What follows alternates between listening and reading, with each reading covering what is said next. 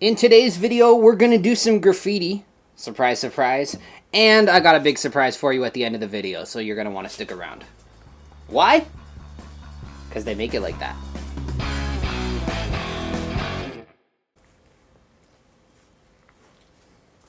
Oh, hey, I didn't see you there.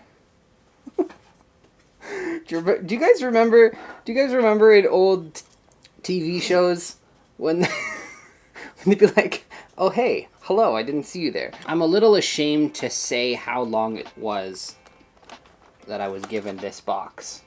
But my good friend Lauren from Otter Valley in Tillsonburg, Ontario gave me this car. This is an Intermountain CP Rail auto rack in HO scale, but it is the limited edition Otter Valley Railroad run.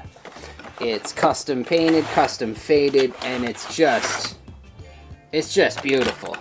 I feel like we can do a little bit more, don't you? I feel like we can make it a little bit nicer, and that's what we're gonna do. I mean, look at this thing. It is see-through. Can you see that on camera? I don't know if you can see that on camera. Let me get my phone flashlight, and you can actually see through the car. Look at that. A little while back, I did a car for Trackside Mike, and it was the OVR auto rack as well, and I actually put a car in it on my live stream. If I can find that clip, I'll insert it right here. Can you see it in there? Look at that. It's in there. Ooh. Can you see it? That's so cool. One of these loaded up would be sweet. Wow, that was a great clip. I find it absolutely stunning. The doors open on the end. You can load it up full of cars if you want to. But you know what I think it really needs is I think it really needs a bit more oomph. And that's what we're going to do today. Let's dive right into it. So one of the first things that I always do is I tape off the road numbers. I'm just using regular masking tape and cutting it to a nice rectangle. I did that on both sides of the car. And then I started with an outline. The thing about these cars is that it's actual metal. The grates are actual metal. So I wasn't able to really do a pencil sketch. So I just went in with my paint marker and that did the trick. So if you're going to do this on a car, I would suggest drawing everything out ahead of time. And in true Pixel Depot fashion, I'm using sticky notes as a paint palette, and I'm just going in with regular craft acrylic paint and a paintbrush and doing my base color. The thing about these paints is they're cheap, they work, they blend really well with other colors. I'm not too worried about going over my outline because I'm going to do that again with a paint marker in a little bit. But I'm just using a couple of different colors, getting a nice variation and blending the colors together while the paint is still wet. Once I was finished with that, I dried the paint with my wife's hair dryer from her hair salon. I hope she doesn't notice, but I don't have time to wait around for paint to dry. Paint marker made light work of the line work, and I was able to go in and do some 3D effects as well, as you can see, and I just love the 3D effect. It really brings out the piece. It really makes it pop off the car, and you see that a lot in prototypical graffiti. Off camera, I did an OVR throw up outline. Unfortunately, I forgot to hit record, so you didn't actually see me draw that, but believe me, it's there. I did it. And on to the other side. Of course, because this car was given to me by Otter Valley Railroad in Tillsonburg, Ontario, link in the description, I went ahead and did an Otter Valley piece on the second side of the car. Again, just going over it with the paint marker because I can't do a pencil outline, and I'm freeforming it here. I didn't follow any kind of drawing. Again, blending a couple different colors, and on this side I actually went in with a white and did some highlights as well before doing the outline in the paint marker once again. I really like the look that the highlights give. It really makes it kind of look almost glossy. You've got the shadows on one side, and then on the opposite side of the letters you do a highlight with a white or any other kind of light color. And then I went in with a paint marker to do a bit of a background, which I'm sure you've seen me do in various videos as well. I love the way that teal looks in graffiti. You see it a lot, And this is one of my favorite colors to use for graffiti. Once that was finished, I went to the other side and did a background on the other pieces as well. Pretty straightforward stuff. Rinse and repeat, but I just love the look of it. Adding a bit more detail with a paint marker into the background of this piece as well. Who are those funny looking guys? Get those guys out of here. Let's weather this thing. Before we weather it, we're going to throw some tags on there. Tags, I just use a fine point marker. Sharpies work really well, or, I mean, honestly, any fine tip marker does the trick. And you don't even have to say anything specifically. You can just scribble, which I did in a lot of cases. The thing about tags is they're everywhere, and they really make the car pop.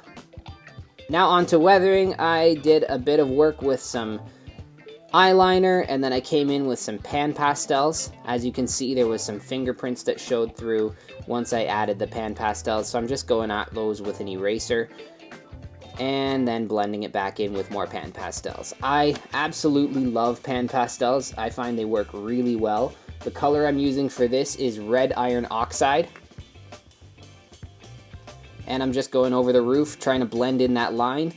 And after that, I went in with some AIM weathering powders. Again, just trying to blend in that dark line. I added the dark line on purpose because I wanted to see the deepest part where it rusts the most to be a really dark line down the middle of the car. Because that tends to be where the weathering and the rust just hit hard on the roof of the car. Did a couple passes with the AIM weathering powder, just blending it in, making it look like it was seamless. And then I hit it with some Tester's Dull Coat. Ignore the fact that I'm spraying right on my bench. Now onto the sides, I just used the same red iron oxide pan pastel and just did downward strokes on the car to simulate streaking. You never want to streak side to side, you always want it to be vertical, because that's the way gravity works. I did some weathering powder over top of the CP logo to simulate some rust as well. And then I went ahead with a natural gray pan pastel along the bottom of the car to simulate some grime and some dust that gets kicked up from the wheels. And again, I did that on the sides as well to simulate that same grime.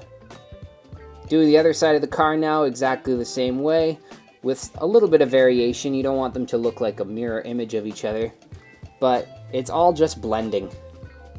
I sound like I'm doing a makeup tutorial.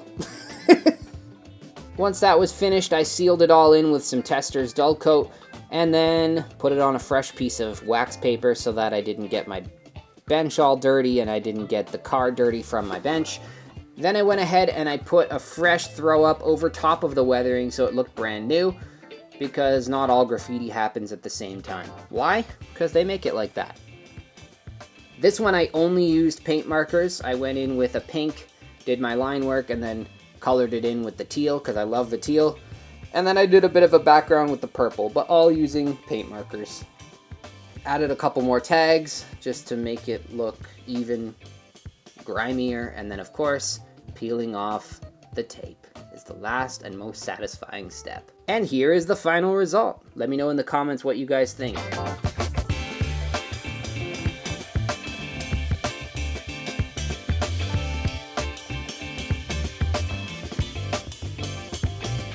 I really enjoy working on HO scale.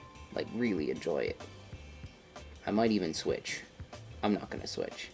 I'm just playing with you guys. But, like I said before, I really enjoy working on HO scale. You can really see the details in a bigger scale. I might even work on some O scale stuff in the future so you guys can see an even bigger scale. But anyway, I digress. I love working on HO scale, and the thing about it is, I don't really need this car because I'm not HO scale. So what I'm going to do, no money changed hands between me and Otter Valley. This car was just given to me as a promo so I could make a video and see how it looks on camera with a bit of graffiti and weathering and my little personal touch. So I'm going to give it away. I'm going to give it away the minute I hit 2,500 subscribers. We're close. We're really close. At the time of filming this video, I'm just over 1,900 subscribers. So 2,500 is not that far off. There's going to be a few ways that you can win in the description, so be sure to read the description, click the link in the description so that you can be entered into the giveaway. I'm excited to give it away. I want to see it on your layout. When you win, when you get the car, you put it on your layout, take a picture, take a video, send it to me by visiting my website, theymakeitlikethat.com. As fun as it is to work on your own stuff and put it on your layout, I love seeing my graffiti on other people's layouts. So don't forget to click the link in the description to see how you can enter the giveaway, and remember, they make it like that.